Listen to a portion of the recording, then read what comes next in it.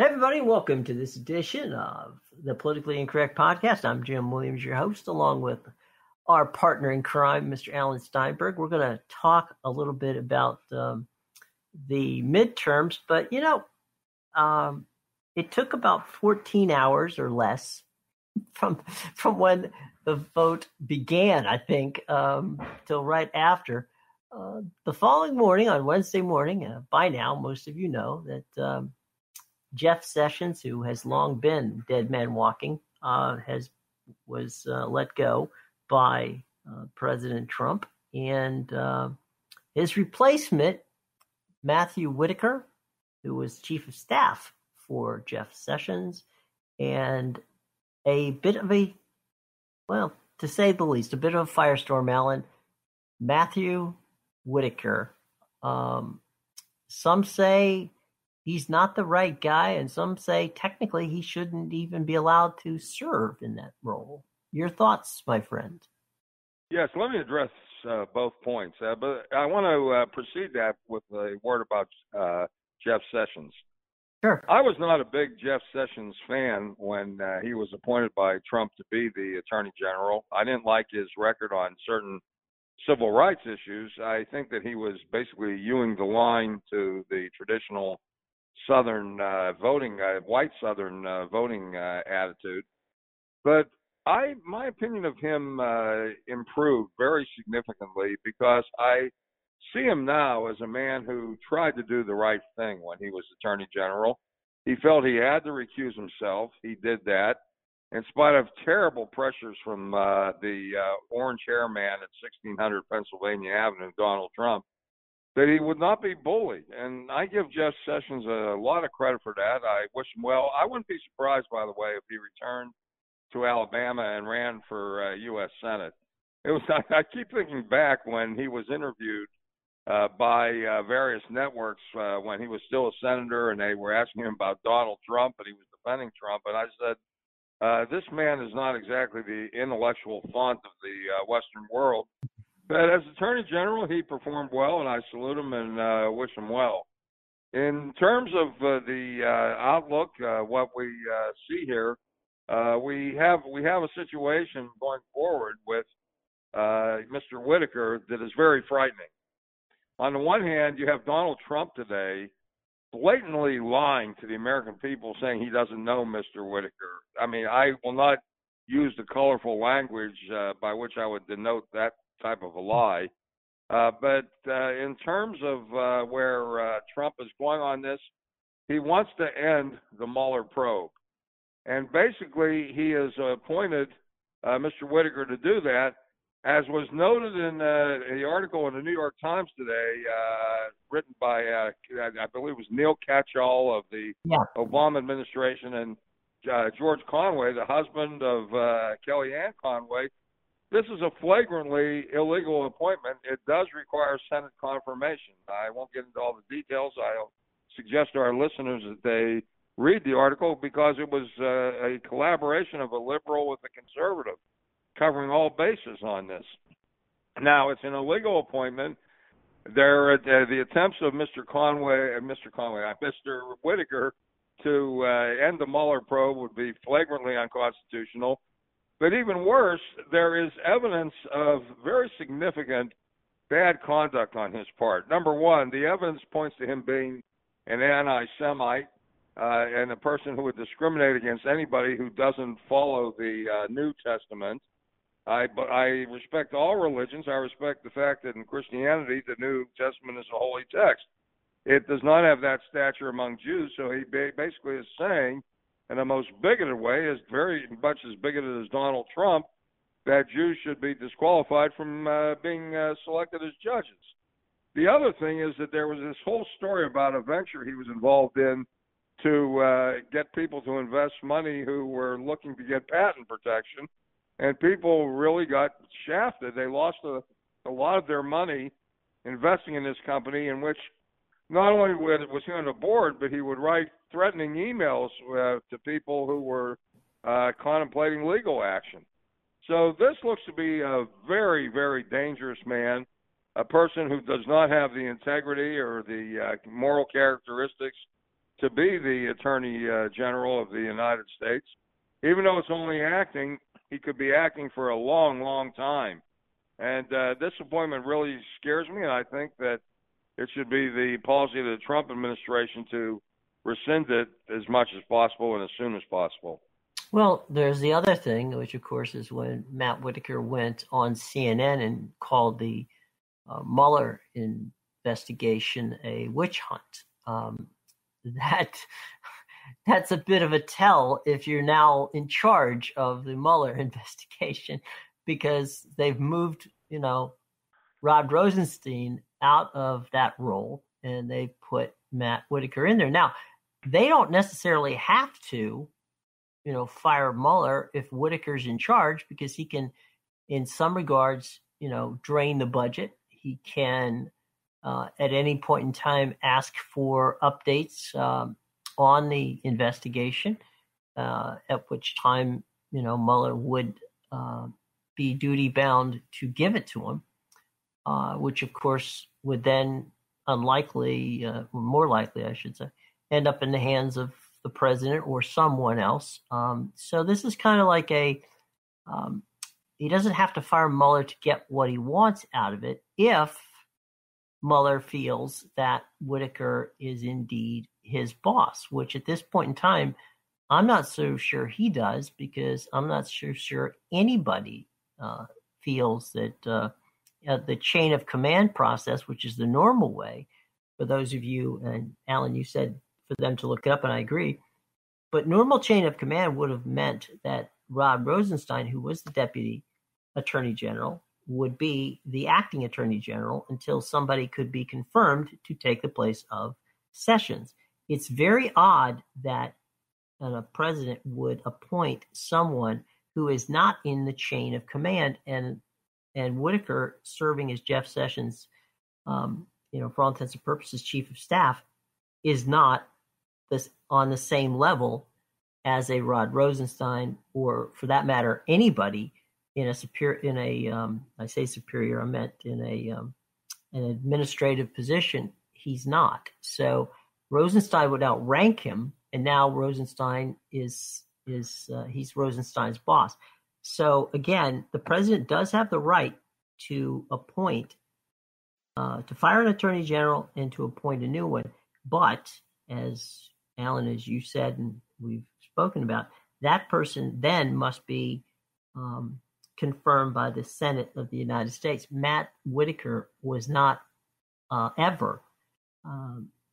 never went in front of the Senate to be confirmed, because he was hired as a chief of staff. Therefore, he actually, is I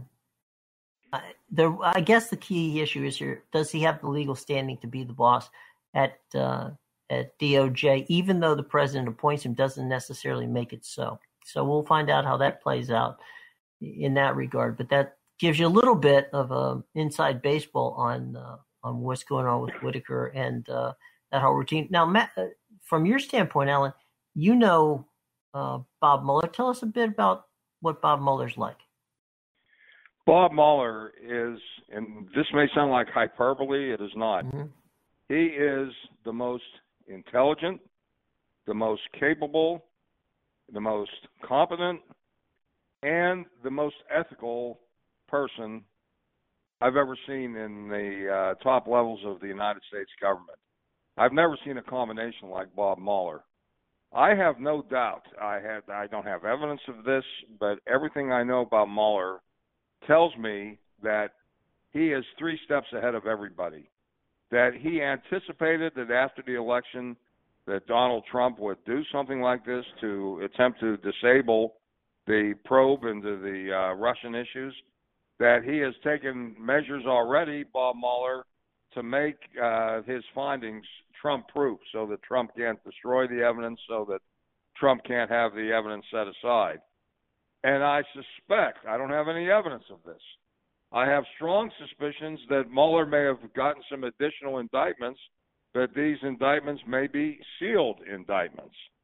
He is always 1 or 2 steps ahead of the fastest runner in the pack. And I think you're going to find some very big news on this. I don't guarantee it. I don't have evidence of it. It's just my sense of things, having observed Bob Mueller for some time. My sense of things is that he will basically reveal a lot of the findings thus far in the investigation on both Russia and the obstruction of justice. America will finally hear Bob Mueller. America's never heard him speak. So they don't know what he sounds like. They don't know how to evaluate him. They just have the various photos of him and films of him on nights where he may have conceded a primary or two. But they're going to get to know him, they're going to hear him, and they're going to be shocked as to how they feel. Absolutely. So anyway, that's that one kind of came flying out of left field. Then a little earlier in the day on Wednesday, as a former member of the White House press corps myself, I can tell you that, and Alan, I think you can attest to this, that there really, I can't recall a president who actually ever liked the press. Okay, let's be honest about that. They never feel as if they get enough credit from the press, and they always feel as if they get far too much blame. But let me give you Go ahead. Let me give you the most extreme example before Trump became president. Okay. Richard Nixon had a very hostile relationship with the press, and Right. It was unjustified, actually. Right. There are things about Nixon I have defended down through the years, but where I thought Nixon was very short-sighted, the press helped make him what he was. Way back when he was an investigator, they had the chair of the subcommittee investigating Alger Hiss. Mm-hmm. This made Richard Nixon famous, and it brought his name and his reputation and his record to the attention of the major Republican players of the nation. And it was the reason why he was selected by Eisenhower to be his vice presidential running mate. Mm-hmm. So up to that point, Nixon had to regard the press as his friend, almost as his comrade in arms. Mm-hmm. However, as a result of the disclosure on his fund, the famous Checker speech that followed that and put an end to the matter for the time being. In 1962, right? This is in 1952 when he sat. I'll give a little levity of the show here. He sat in front of the TV cameras and he said, "My wife does not have a fur coat, but she has a good, respectable Republican cloth coat." Right. You know, everyone thought that was corny. That was one of the most effective speeches ever made before a national audience. It saved his nomination, and from then on, he was onward and upward to the presidency. Now, Nixon regarded the press after that with grave hostility. But I'll give him credit for this. He respected the institution of the media. He respected their freedoms. He never would have done what Trump did to virtually encourage violence against Jim Acosta. Mm-hmm. He never would have done anything like that. And the night that he did that, which was a few months ago, I was terrified. This is a man who was out to hinder the freedom of the press, to inhibit the media from doing its job. And that's one of the ingredients of a fascist government. I know that sounds extreme for our listeners, but that's the truth. That's one of the measures about Donald Trump that really frightens me. Well, you know, in the case of Nixon, you know, certainly in the 70s, his foil was Dan Rather, and Dan at the time was the White House correspondent for CBS News, which of course at that time was anchored by Walter Cronkite, and they always had some outstanding sparring going on. You go forward, each president had. I mean, Sam Donaldson was the thorn in the side of a couple of presidents. Well, Ronald Reagan, he was Ronald Reagan specifically. Right. There's, I mean, you can go down the list. Brokaw had his time with, with different presidents. So it's been that way. The Acosta situation is a little odd because, they pulled his credential. They don't. Again, the president is allowed to do whatever the president wants to do in that regard. I do remember this, and the White House press corps stays, even though you may think that, the Fox people never talk to the CBS people, never talk to the CNN people. That's silly. Everybody is relatively friendly. People share information, and you might have something that they need, and whatever. So it's a close knit group, and I do recall early in his first term, when President Obama felt as if he was not being treated fairly by the folks at Fox, he didn't pull the credentials. He just didn't allow them to ask any questions, or they would stand up and they would never get called upon. And I do remember at the time that the head of the White House Press Association at that time went in and talked to the Obama Communications Department and said, look, it's not fair that the Fox people are getting shut out. We need to get them, on board, and you need to allow them to ask questions and answer them. And so, but here's the difference. Go ahead. From that day forward, Fox got to ask questions. But here's the difference. Mm-hmm. Every president, including Roosevelt way back when, FDR had a virtual continuing hostility. I almost used the word war, but I wouldn't take it that far, with Westbrook Pegler of the Hearst newspapers. Westbrook Pegler was he was an isolationist. That shows how old I am, Jim. Us guys from Pittsburgh age well. But Westbrook Pegler was a constant thorn in the side of FDR, and FDR didn't mince too many words about it. Mm-hmm. But he never said that Westbrook Pegler was an enemy of the people. When you use phrases like that, that is a direct incitement to violence by by alienated members of society against these media personalities. It never became an institutional war. Nixon never said the press was evil. Trump has said that. He has said that the press is the enemy of the people. And that encourages white nationalists and others who are fanatical adherents to Trumpism, that encourages them to commit acts of violence. But this is not just irresponsible of Trump. He's not doing this out of carelessness. He wants these attacks against members of the media. He is trying to encourage these attacks in order to inhibit investigation by members of the media, inhibit the coverage that they devote to these events and these personalities. Now, he won't succeed in that. I have far more respect for the media than that. I think the media will learn to live with this kind of violent threat. But it is a violent threat nonetheless. It is an institutional war of the White House versus the freedom of the press. And it is, all things considered, very frightening. Let me just touch on one more subject before we take a break and then come back and talk about what happened with the midterms. And that is having to do with the area of the press situation with regard to CNN. I find it ironic that the President of the United States, Donald Trump, who when he was candidate Trump, spent hours on CNN and MSNBC, and he wasn't on Fox. And the reason he wasn't on Fox at that time was because, it was a run up to the primaries, and basically at that point, Fox was towing the company line, and they were going with the 9 or 10 different Republicans who were running at the time, and of course Trump was the outlier. And so the only place for Trump to go was to CNN and MSNBC, and it was estimated that between CNN and MSNBC, that candidate Trump received approximately $1.2 billion worth of free advertising. As a matter of fact, if you recall, the RNC got upset about how much time he was getting on CNN and MSNBC for free.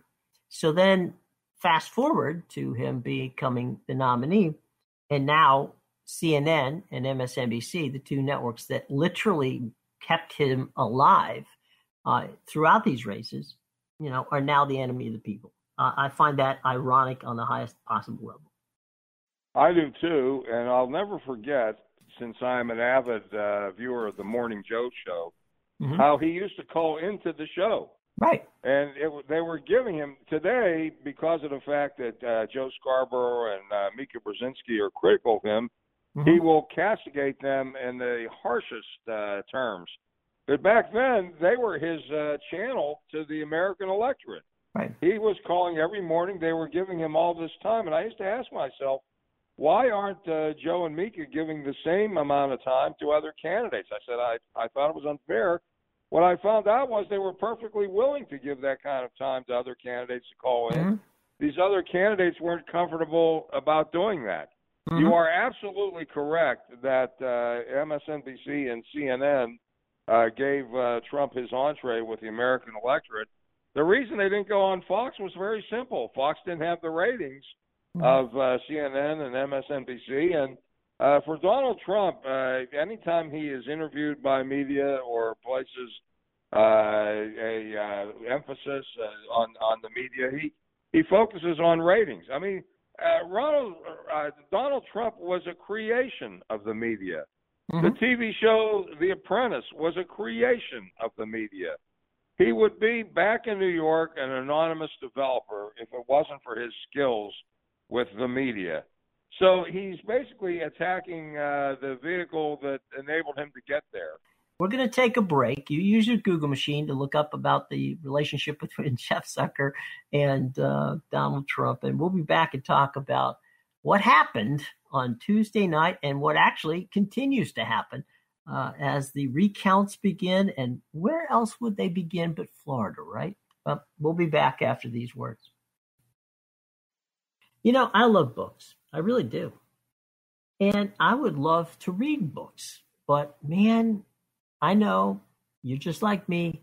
Your schedule is so slammed that getting to read a book is just, it's tough. It's tough to do. Can't read anywhere near what you'd like to. And, you know, some great stuff is passing you by. Well, about 2 weeks ago, I decided to download the Blinkist app on my phone. And ladies and gentlemen, it is a game changer.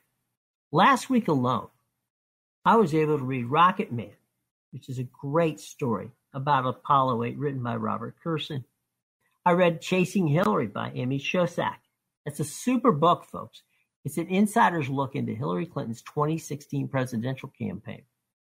I went old school and read a book called The Doomsday Machine, Confessions of a Nuclear War Planner by Daniel Ellsberg. And I also got in Alan Fisher's great book, Valley of Geniuses, about the people of Silicon Valley and how they changed the world. I know what you're saying. You're saying, wait a minute, Williams. You just told me that you didn't have time to read one book in a week and you got through 4? Yeah, I'm telling you why. It's Blinkist. It is the app that will change the way you read or listen to books forever, okay? You can find over 2,500 best-selling nonfiction books distilled in a way that allows you to read or listen to them in just 15 minutes. That's right. Now, over 7 million people are using Blinkist every day to glean the insights they need to become better at everything. Okay? It's all there. It's all easy to do. Now, I've read classics like How to Win Friends and Influence People While Eating Breakfast.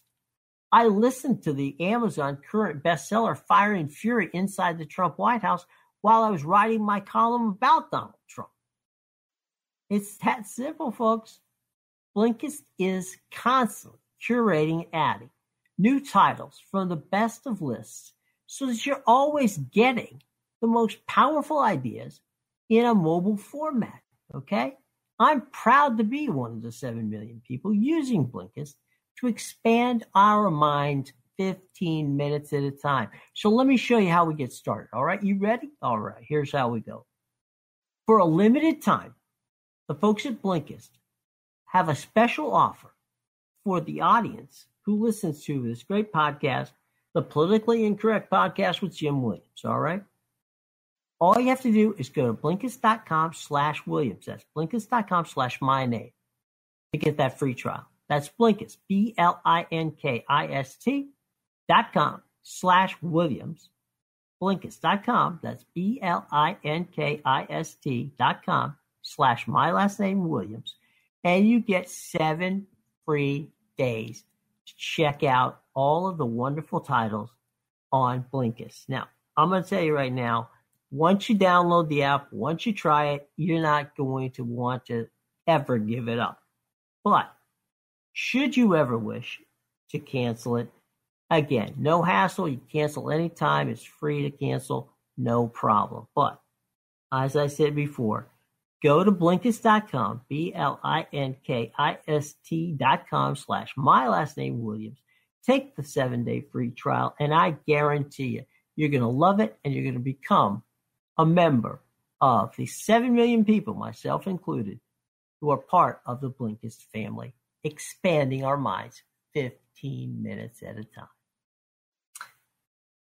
Welcome back to this edition of the Politically Incorrect Podcast. I'm Jim Williams, along with my partner in crime here, Alan Steinberg. Alan, Tuesday night went into Wednesday morning, and Wednesday morning went into Thursday, and Thursday went into Friday, and there's some places we still don't know what happened. Figure it out. We got Florida, where Governor Rick Scott and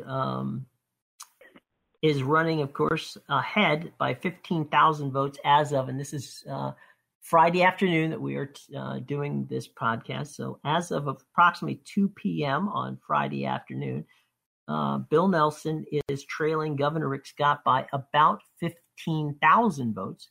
Meanwhile, on the governor's side, Ron DeSantis, the apparent winner of the race, is leading Andrew Gillum by approximately 30,000 votes. And so that's where that one is in the state of Florida. And there's plenty of ballots left to be looked into. Now, just so you know, when we're talking about the recount possibility in Florida, the margin of victory to necessitate a recount is 0.5%, okay? It's got to be 0.5 or less to get what is called a machine recount. If the margin is 0.25 or less, then that triggers a manual hand recount, okay? So that's just so you know what the law is in the state of Florida. Further to that point, the person who is in charge of that is the State Board of Elections, and overseeing that would be the Attorney General of the state of Florida, Pamela Bondi, who is a longtime Trump supporter and is on the short list to actually replace Jeff Sessions. So, Mr. Steinberg, it's Florida, Florida, Florida again, and it's recount. Let me reflect on that. Sure. Back in the year 2000, I was very involved in the campaign of George W. Bush for the presidency. Mm-hmm. And the doubt about how Florida would come out. If first the networks declared Florida, they called the election nationally for George W. Bush on the basis of his winning Florida, and then eventually they pulled that projection. And so we got into the weeks of doubt and the eventual recounts, and Bush winning the electoral votes of the state of Florida. The night that the Supreme Court finally ruled in favor of Bush, I was packing my stuff. They were going to fly me down to participate in the recount. They were going to station me in Daytona Beach, Florida. So I was getting a good location, put it that way. But the courts ruled on all the issues of the recount. I won't get into that. And George Bush was elected as the 43rd president of the United States. Now, the situation now is somewhat different, because what you have here is it involves strictly state law, and the question is whether a recount will be compelled.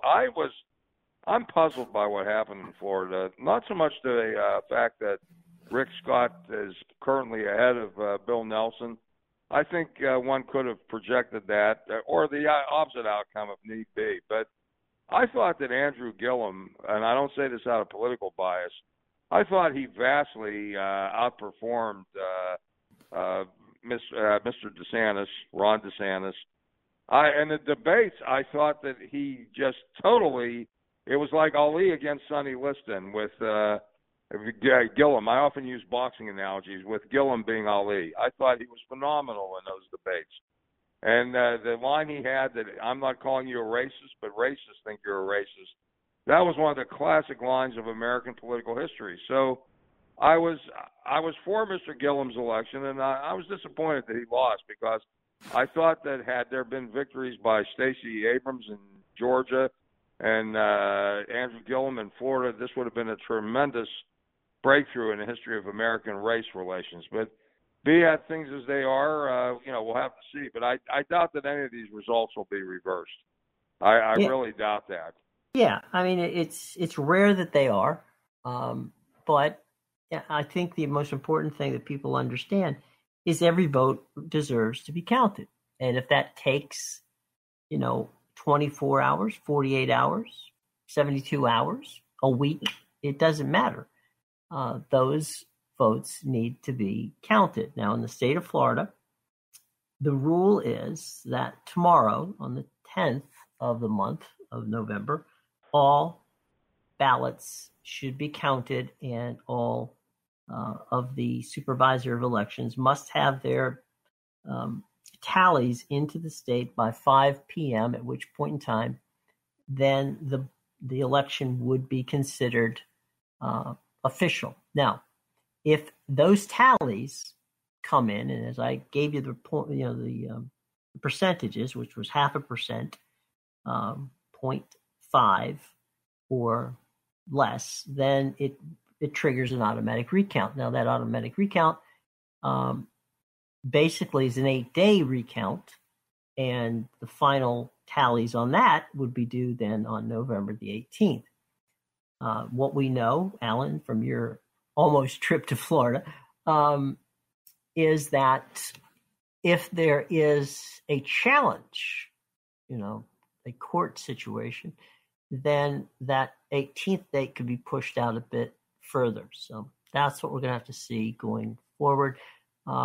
Right now, the Nelson and Scott race is clearly within that 0.5 margin. So that, I think, a recount there is absolutely, foregone conclusion.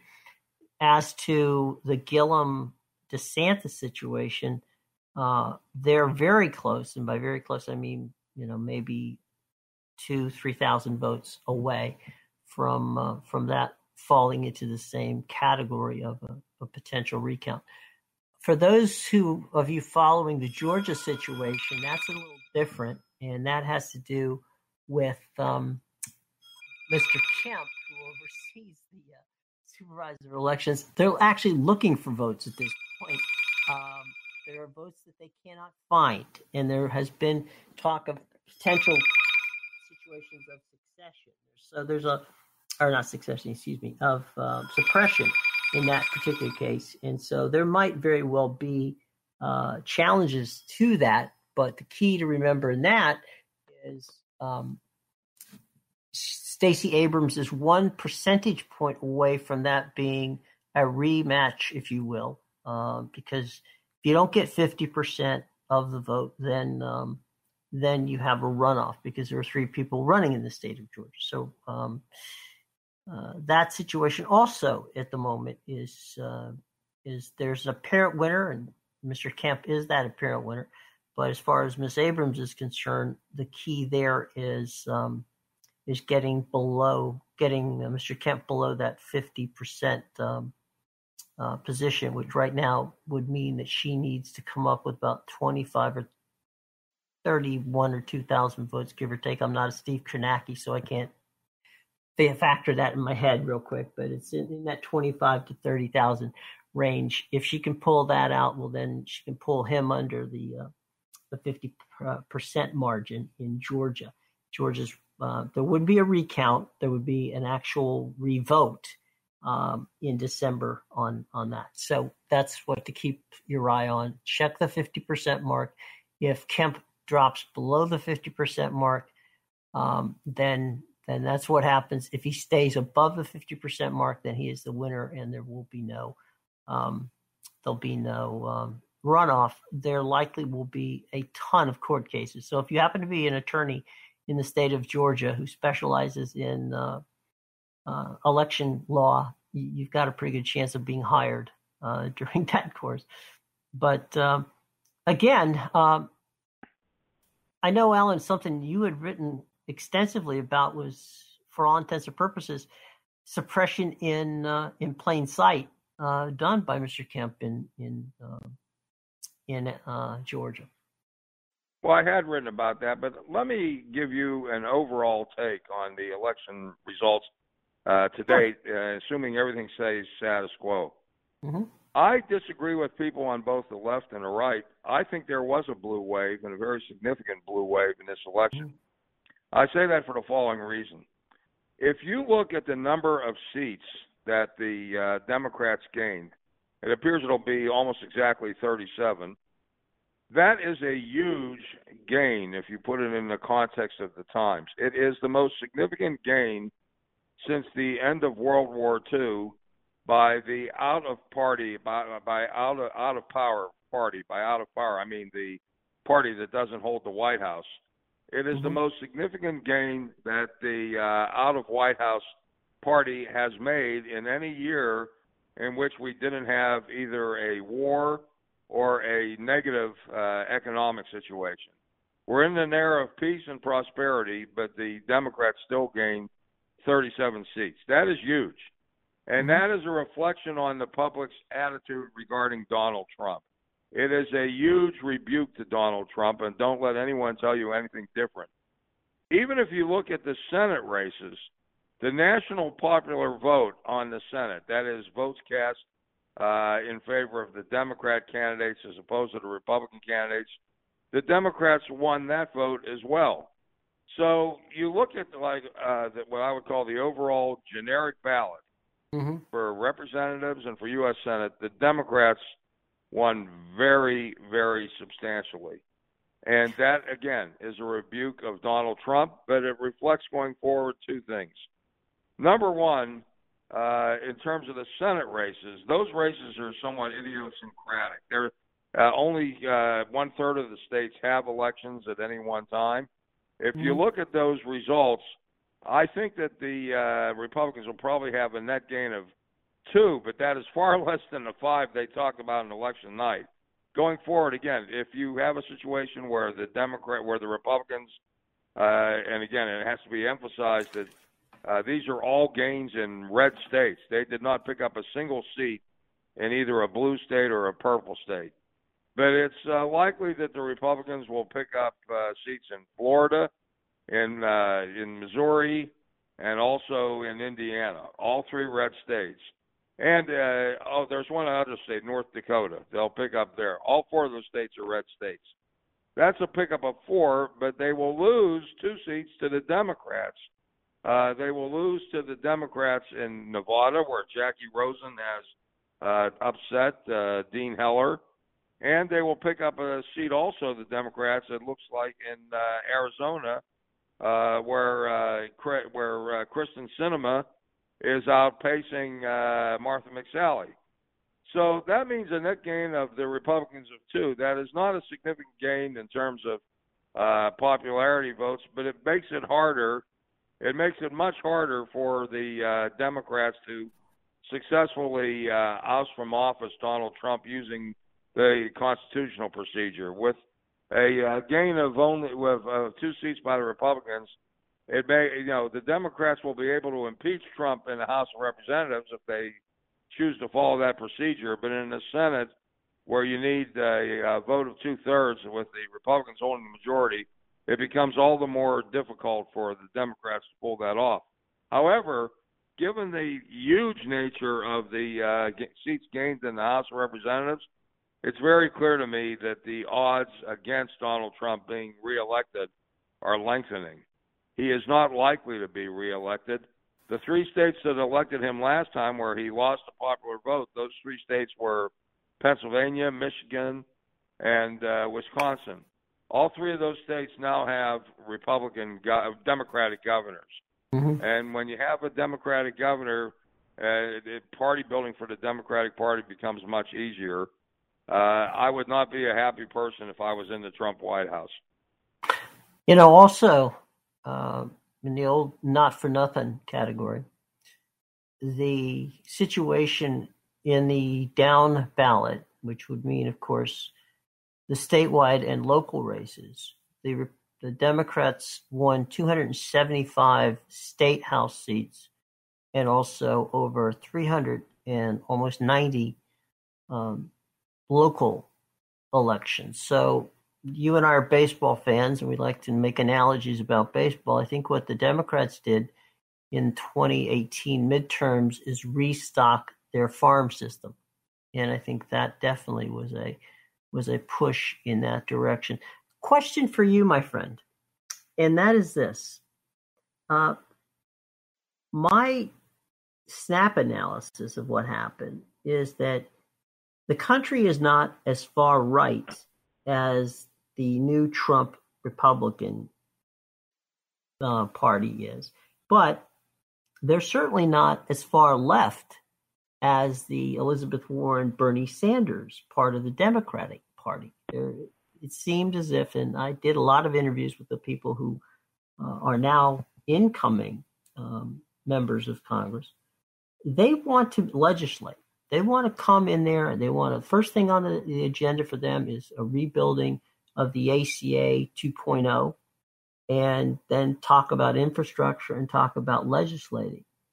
Do you think that Donald Trump would be amenable to doing deals if these deals, presented to them? I don't think so. He personalizes too much his mode of governance.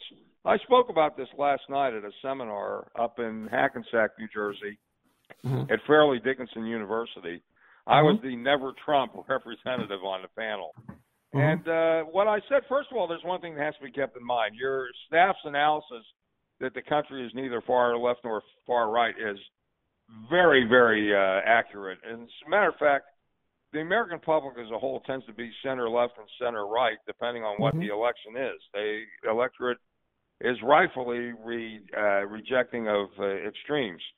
However, one thing has to be kept in mind. I don't want to focus long on this, but it's an important fact. I don't feel Donald Trump is a conservative. I've said that on this show often. Ronald Reagan was my favorite conservative. Ronald Reagan favored free trade. And Donald Trump is an opponent of free trade, both with tariffs and pulling out of various free trade compacts, such as NAFTA and such as the Trans-Pacific Partnership. Ronald Reagan respected freedom of the press, and he had a lot to complain about regarding the press, but he never would have termed the press as an enemy of the people the way Donald Trump is. Ronald Reagan was what I would call a conservative in the mode of Edmund Burke. Any of you who've taken political theory in college know that Burke was considered the institutional conservative. He believed that institutions should be respected, that you could only have successful democratic with a small d government if institutions were respected and their legitimacy was not attacked. Well, Donald Trump attacks institutions every single day. Ronald Reagan was also an individual who was an internationalist, a conservative internationalist, in foreign affairs. Donald Trump is an isolationist right from the school of America First. So one has to be careful. Your staff is correct in terms of the voting outlook of the electorate, but it would be a mistake to regard Trump and Trumpism as a conservative doctrine. It is a fascistic doctrine in many ways, but not a democratic conservative doctrine. But I think that in terms of going forward, one of the areas where it would be ideal to do a compromise, and it would be an area which would benefit candidates from both parties, would be some sort of infrastructure package. The government would have to borrow the money rather than procure it from taxes, which would be a further strain on budgets going forward. But at the same time, borrowing for the purpose of obtaining new assets is different from borrowing to pay for your lunch. When you have an asset corresponding with what you spent, you're still in balance. When you don't, that's when governments, that's when societies are out of balance. The difficulty is it's harder for the federal government now to repay the interest on any loans to finance infrastructure.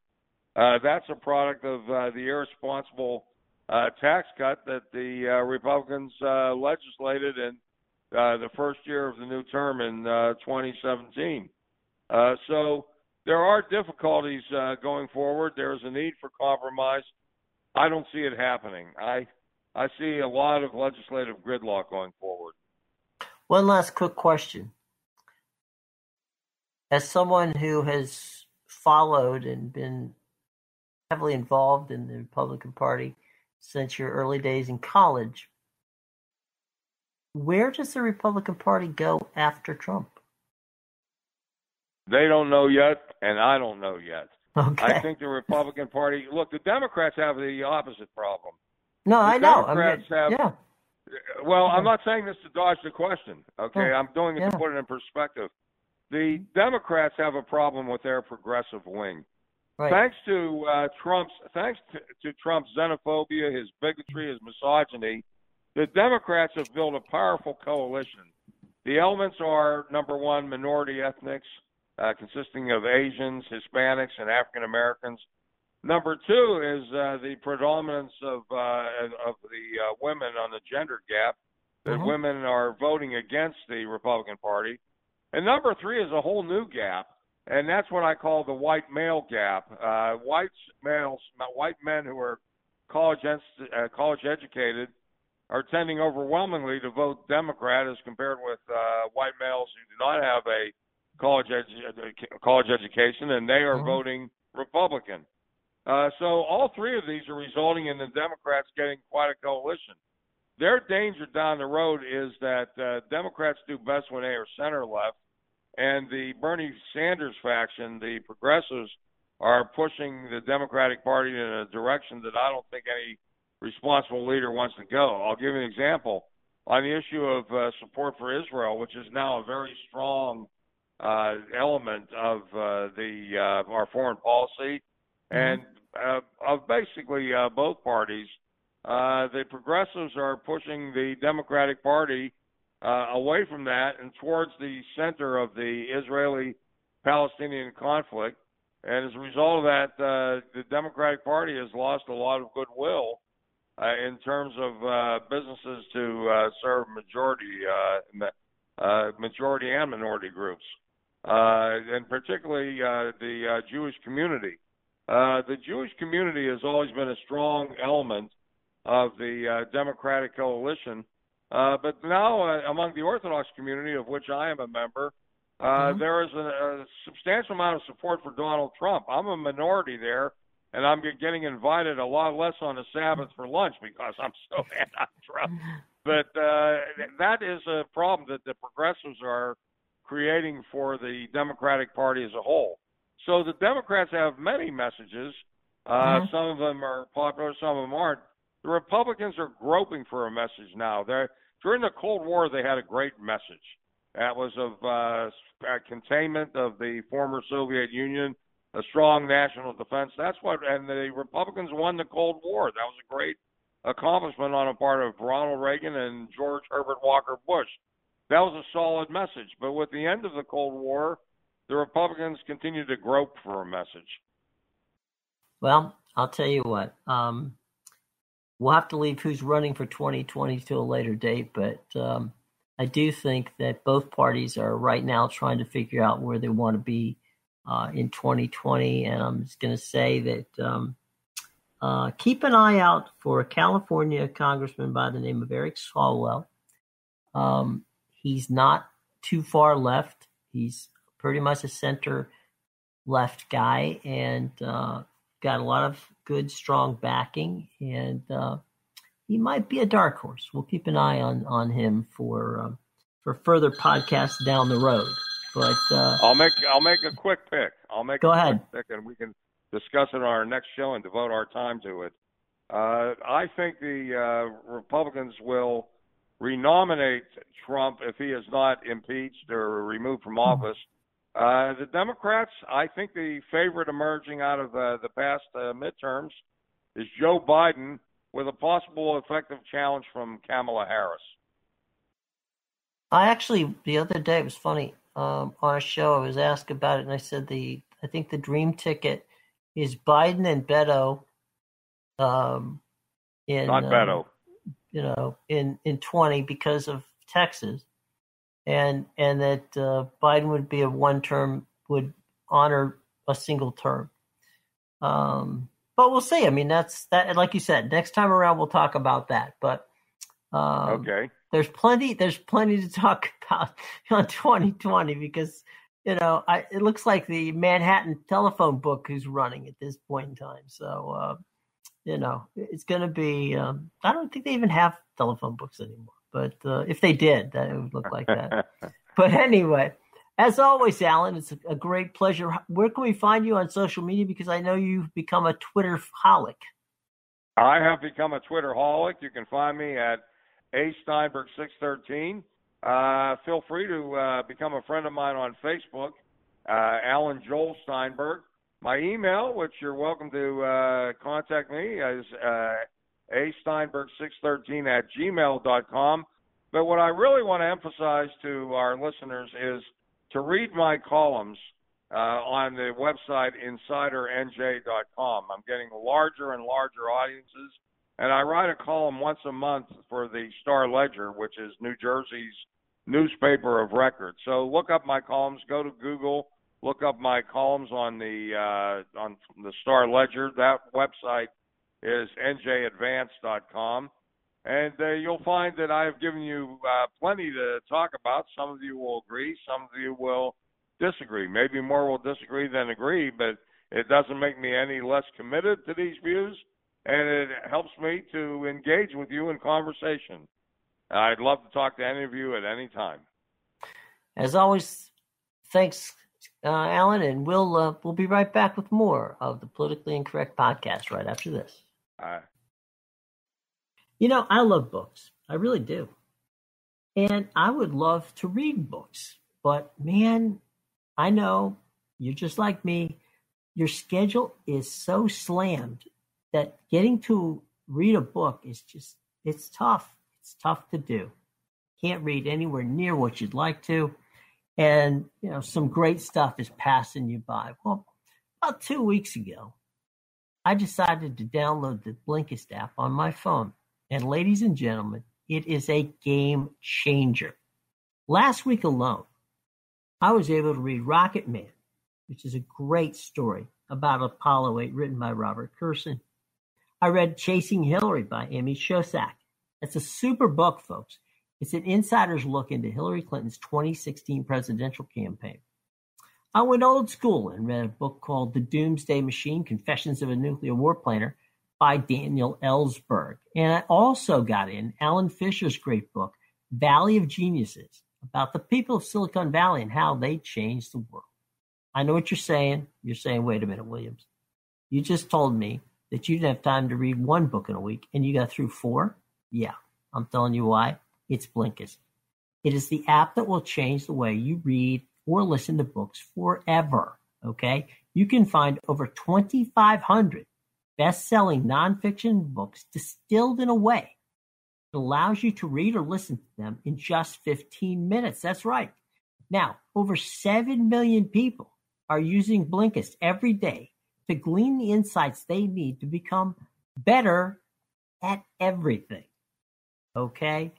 It's all there. It's all easy to do. Now, I've read classics like How to Win Friends and Influence People While Eating Breakfast.